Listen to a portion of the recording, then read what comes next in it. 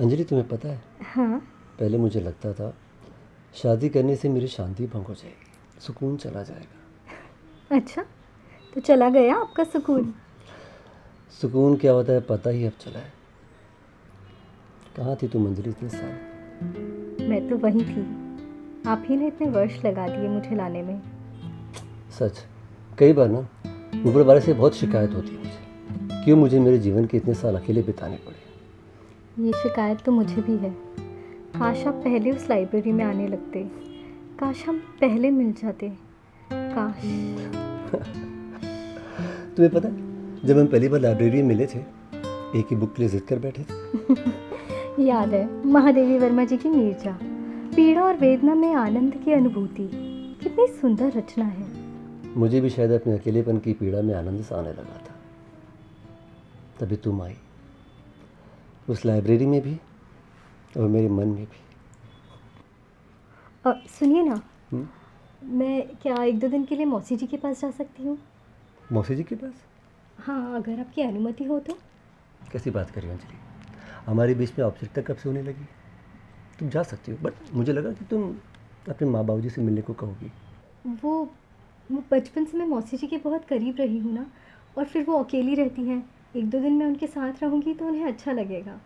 2 महीने हो गए हमारी शादी को, तब से मैं उनसे मिली भी नहीं हूँ। अब तुमने हमें 2 दिन छोड़ के जाने का प्लान बना ही लिया है, छोड़ आएंगे आपको, क्या करें? तू भी तो 6 महीने बोलकर गया था, पूरे साल भर बाद आया तू वापस। तो भी तो मेरे जाने का ही वेट कर रहा था ना, जाते ही शादी कर ली। ऐसी बात नहीं है यार, तुझे तो पता ही है माँ कितना दुखी रहती थी मेरी शादी की चिंता में, और फिर पता है मुझे कितनी चिंता है तुझे आंटी जी के दुख को लेके। अच्छा ये सब छोड़, भाभी कहाँ है? जरा मैं भी तो देखूं कि वो कौन है जिन्होंने हमारे प्रोफेसर साहब की सदा की नाक को हमें तब्दील कर दिया।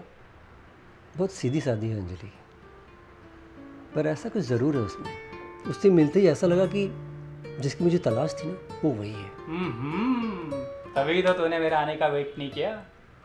अच्छा एक बात बता, भाभी भी तेरी कॉलेज में है क्या? कहाँ मिले तुम लोग? हम एक ही लाइब्रेरी में मिले थे, और पता है उसे भी साहित्य में बहुत गहरी रुचि है। भाई बुला भी ले भाभी को, मिलवा भी दे भाई। अब मिलवा देता यार, आज ही मौसी जी कह गई है वो 1-2 दिन में वापस आ जाएगी। अरे यार, फिर तो मेरा आना ही बेकार हो गया यार। अच्छा, मतलब भाभी आ गई तो दोस्त का कोई महत्व नहीं रहा? हाँ। अच्छा चाय पिएगा? बिल्कुल, चल अभी बनाता हूँ तेरे लिए।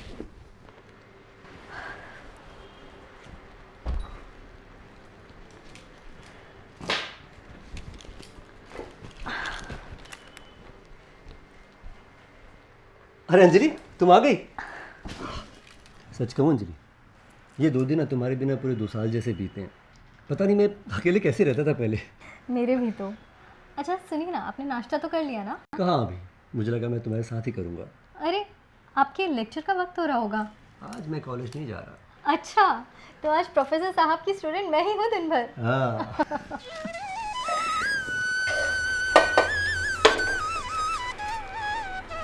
बड़ी अच्छी खुशबू आ रही है, लगता है कुछ खास पकवान बन रहा है आज। हाँ, मेरे पीछे से आप अच्छे से खाते पीते नहीं ना, इसलिए आपके लिए मूंग दाल हलवा बना रही हूँ। मेरे पीछे से मतलब कहीं जा रही हो? हाँ, मैं सोच रही थी 1-2 दिन के लिए मौसी जी के पास हुआ हूँ। फिर से मौसी जी के पास? आपकी अनुमति हो तो। हाँ हाँ ठीक है, जाओ। बुरा ना मानो तो एक बात पूछूं अंजलि? कहिए ना। हमारी शादी को 10 महीने हो गए, और इन 10 महीनों में तुम 5 या 6 बार मौसी से मिलने जा चुकी हो, पर अपने माँ बाप जी से मिलने सिर्फ 2 बार ही गई हो। ऐसा क्यों? वो मैंने आपको बताया तो था कि मौसी जी अकेली रहती हैं, तो 1-2 महीने में मेरा उनसे मिलना ज़रूरी हो जाता है। और फिर मौसी जी को मुझसे बहुत लगाव भी तो है ना, बस इसीलिए। अच्छा सुनिए ना, आप चाय पियेंगे? मेरी इच्छा हो रही थी चाय की। हाँ ठीक है।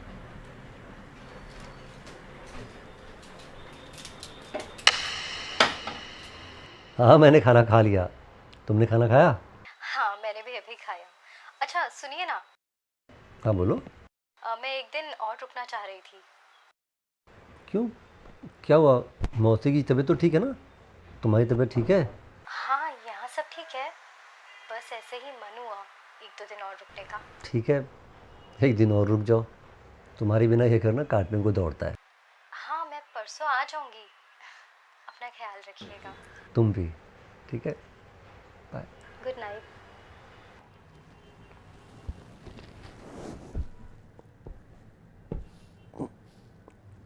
अंजलि,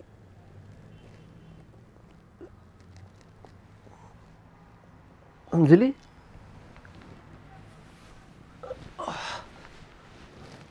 अंजलि, अंजलि, अंजलि, यहाँ क्या कर रही हो? रो क्यों रही हो अंजलि? अंजलि क्या हुआ? अरे रो क्यों रही हो? मैं आपको शादी से पहले ही सब सच बता देना चाहती थी, पर माँ ने मुझे अपनी कसम देकर विवश कर दिया।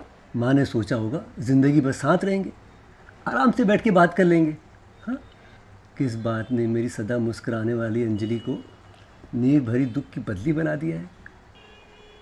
आप तो जानते ही हैं, मैं सालों से सेंट्रल लाइब्रेरी जाती रही हूँ। वो लाइब्रेरी कैसे भूल सकता हूँ? आपसे मिलने से लगभग 2 साल पहले उस लाइब्रेरी में मुझे संदीप मिला था। वो रोज़ लाइब्रेरी आया करता था।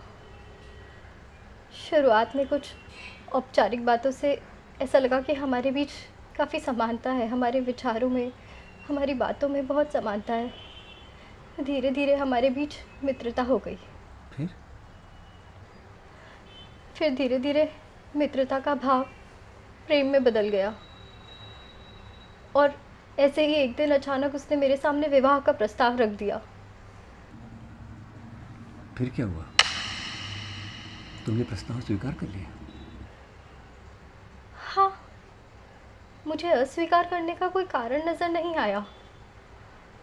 संदीप एक सुदर्शन व्यक्तित्व का धीर गंभीर सा लड़का था। उसने बताया था कि वो लोक निर्माण विभाग में काम करता है।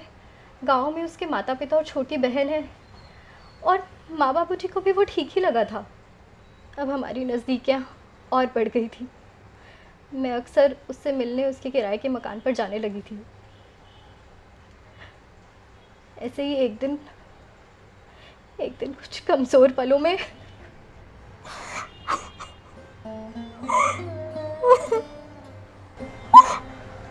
मैं समझ गया। फिर क्या हुआ? संदीप ने कहा कि वो जल्दी ही गांव से अपने माता पिता को बुलाने वाला है, और फिर वो विधिवत मेरे बाबूजी से मेरा हाथ मांग लेगा। कितना विश्वास हो जाया करता था मुझे उसकी बातों पर हमेशा। कितनी मूर्ख थी मैं। फिर मुझे एहसास हुआ कि मैं मां बनने वाली हूँ। मैंने संदीप को बताया। उसने बड़े ही बेफिक्र अंदाज में कह दिया कि इतना घबरा क्यों रही हो, मैं आज ही गांव जाता हूँ और अम्मा पिताजी को बुला लाता हूँ शादी की बात के लिए। फिर वो अगले दिन आया? पुरुष होता तो आता ना, विश्वासघाती ना मर्द कहीं का।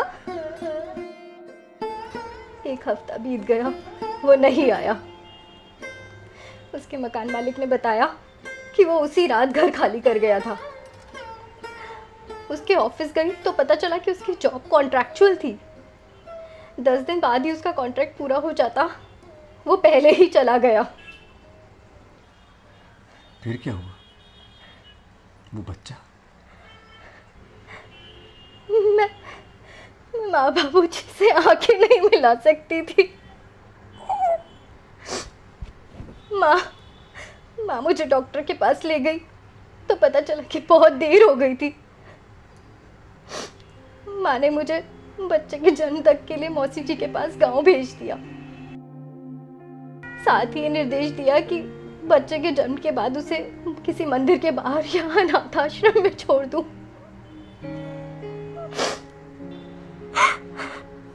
और मौसी ने वो बच्चा मंदिर में ना रखकर अपने पास रख लिया। उसी से मिलने जाती हूँ मौसी की। आपको कैसे पता चला? मैंने भी दुनिया देखी है अंजलि। इतना नासमझ नहीं हूं।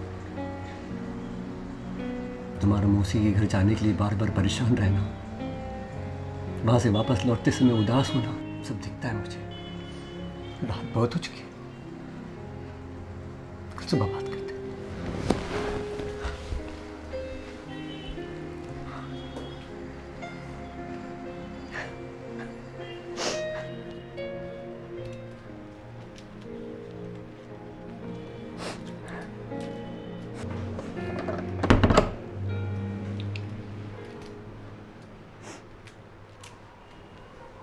ये क्या कर रही हो अंजलि?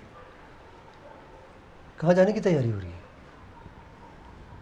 मैं जानती हूँ रितेश, आप बहुत अच्छे इंसान हैं। आप मुझे खुद से जाने के लिए नहीं कहेंगे, पर अब सारी हकीकत जानने के बाद आप मुझे स्वीकार भी कैसे कर पाएंगे? आप कैसे मेरे साथ रह पाएंगे अब? इसलिए मेरा जाना ही सही होगा। सच कह रही हो अंजलि? सब जानने के बाद मैं तुम अकेली को कैसे स्वीकार कर सकता हूँ? तुम अकेले के साथ कैसे रह पाऊंगा मैं? मतलब मैं कुछ समझी नहीं। मतलब ये अंजलि कि हमने शादी की है, और शादी सिर्फ वर्तमान और भविष्य में ही साथ निभाना नहीं होता, बल्कि अतीत के आंसुओं को पोंछना भी होता है। आप कहना क्या चाहते हैं? कहना सुनना बाद में होता रहेगा। अभी जल्दी से मेरे कपड़े पैक करो, हम आज ही मौसी के यहाँ जा रहे हैं। मौसी जी के घर? लेकिन आप क्यों? हमारे बेटे को अपने घर लाने। अब से हमारा बेटा अपने माता पिता के साथ अपने घर में रहेगा। आप मुझे स्वीकार कर रहे हैं? मेरे बेटे को लेकर आएंगे? मेरा बेटा नहीं अंजलि, हमारा बेटा। और रही तुम्हें स्वीकार करने की बात, तो मैंने तुमसे प्यार किया है, और मेरा प्यार क्षणिक आवेश नहीं, बल्कि एक वचन है जो मैंने तुमसे किया, खुद से किया। और एक पुरुष अपने वचन से कभी पीछे नहीं हटता ना। बस अपने बेटे को लेकर